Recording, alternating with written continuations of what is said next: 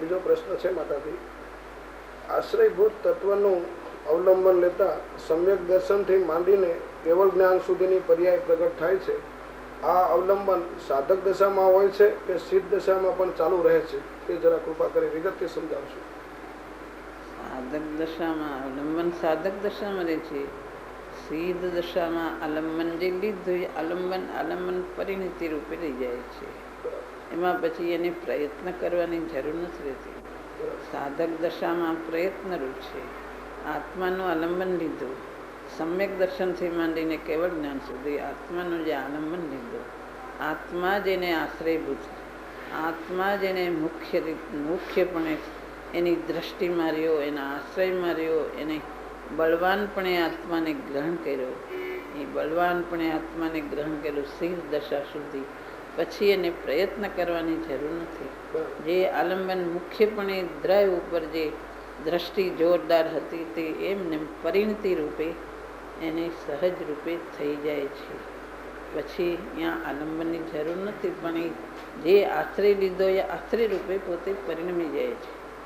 દ્રવ્ય ને પર્યાય બે, દ્રવ્ય પોતે જે મુખ્ય લક્ષમાં લીધો એનો આશ્રય પર્યાય નિર્મળતા રૂપે પરિણમી જાય છે.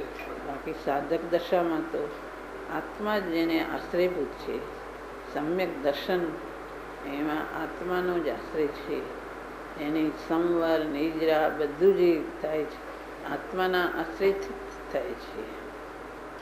આત્મામાં મારો આત્મા દર્શન જ્ઞાન ચારિત્ર બધું મારો આત્મા જ છે, અને મારા આશ્રયમાં પણ આત્મા છે. સમ્યક દ્રષ્ટિને એના આશ્રયમાં આત્મા છે, ચારિત્રના આશ્રયમાં પણ આત્મા જ છે, બધામાં આત્મા છે. ચારિત્રમાં પણ આત્માનો આશ્રય મુખ્ય છે.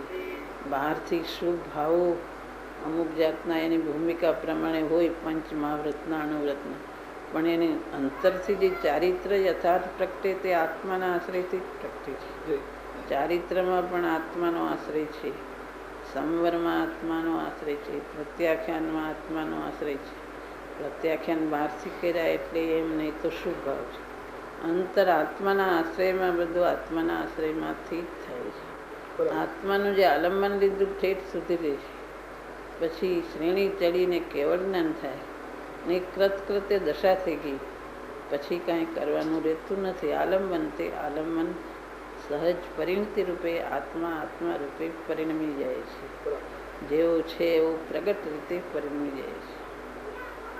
ઠેઠ સિદ્ધ દશા સુધી પછી આલંબન પ્રયત્ન કરવાનું રહેતું નથી. આલંબન સહજ રૂપે પરિણમી જાય છે.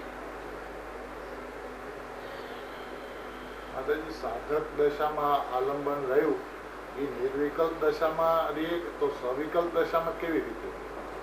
અહીંયા આશ્રય તો સવિકલ્પ દશામાં આશ્રય છે, નિર્વિકલ્પ દશામાં સહજ નિર્વિકલ્પ રૂપે છે, સહજ પરિણતિ રૂપે છે. દ્રવ્યની જે મુખ્યતા રહી તે મુખ્યતા નિર્વિકલ્પ દશામાં પણ સહજ રૂપે છે. અને બહાર આવે તો એ તો પણ એને આશ્રયનો ખ્યાલ છે, અને એ સાધકપણામાં મુખ્ય જોર રહે છે આશ્રય રૂભૂત આત્માનો. સવિકલ્પ દશામાં જે આશ્રય લીધો તે નિર્વિકલ્પ દશામાં સહજ રૂપે લઈ જાય છે. મુખ્ય રૂપે દ્રવ્ય જે રીતે છે તે રૂપે પરિણતિની રહી જાય છે.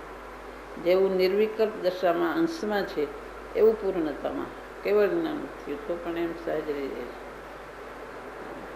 આ સમાધાન તો જેઓને સાધક ભૂમિકા પ્રાપ્ત થઈ છે તેઓને માટે થયો.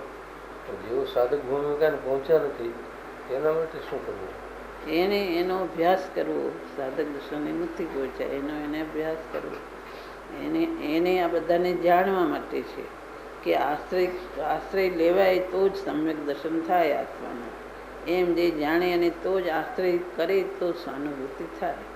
એમ જો એના જ્ઞાનમાં આવે તો એ જાતનું એ નક્કી કરીને એ જાતનો પ્રયત્ન કરે કે આત્માના આશ્રયથી સમ્યક દર્શન થાય છે, બીજી કોઈ રીતે થતું નથી. માટે આત્માનો આશ્રય કેમ લેવાય એનો પ્રયત્ન કરે, એના વિચારો કરે, એ જાતનો વૈરાગ લાવે, એ જાતની મહિમા લાવે, બધું કરે. તત્વના વિચાર કરીને આત્માનો આશ્રય કેમ પ્રગટ થાય એની જિજ્ઞાસા, એ બધું તૈયારી કરે, એનો અભ્યાસ કરે. ભૂમિકાવાળાને માટે છે. અને જેને પ્રગટ થયું, જેને પ્રગટ થાય તે કેવી રીતે પ્રગટ થાય છે અને એને શું સ્વાનુભૂતિ હોય તે જાણે, પોતે એની મહિમા લાવે અને એના માર્ગે પોતે જવાનો પ્રયત્ન કરે. એને માટે છે કે એ જાતને પોતે વિભાવથી છૂટો પડે, વૈરાગ લાવે, વિચાર કરે, તત્વના નિર્ણય કરે, દ્રવ્ય ગુણ પર્યાયનો વિચાર કરે અને આત્માનું આલંબન લે કે દ્રવ્ય મુખ્ય છે અને પર્યાય એની સાથે પરિણતિ પર્યાય પ્રગટ થાય છે. એ પર્યાયનું વેદન થાય છે ને દ્રવ્યનો આશ્રય હોય છે એમ પોતે વિચાર કરીને નક્કી કરે, પછી તે રૂપે પુરુષાર્થ કરે. સાધક ભૂમિકા નીચે જેવું છે તેના માટે અને સાધકો માટે માર્ગ એક જ છે. એક જ માર્ગ છે. સાધકને માટે ને જિજ્ઞાસાને માટે એક જ માર્ગ છે.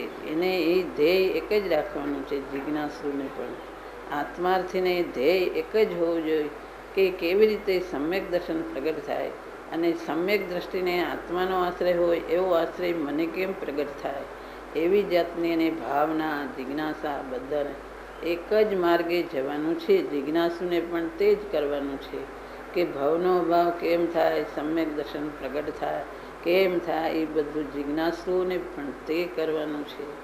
એને માટે બધું એ ન થાય ત્યાં સુધી અશુભ ભાવથી બચવા માટે શુભ ભાવમાં દેવ, ગુરુ, શાસ્ત્ર એની મહિમા લાવે, શાસ્ત્રના વિચારો કરે.